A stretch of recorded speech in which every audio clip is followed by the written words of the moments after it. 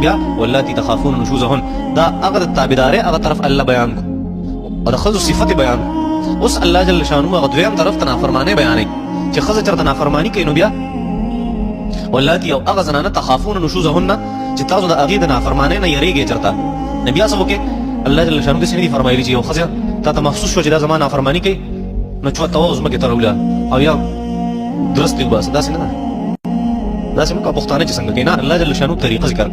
الله جل شانه فرمایل چې لومبی کار ستا دا دی د هغې د نافرمانۍ نه پس چې فعیدوهن فورا چې تا ته پته ولګي چې دا زما نافرماني کوي یا د څه محسوس شو فعیدوهن وعظ او نصیحت ورته وکړه وعظ او نصیحت ورته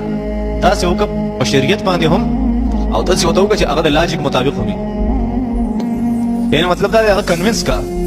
ګوره زه ستا خاوند یم او ته زما ښځه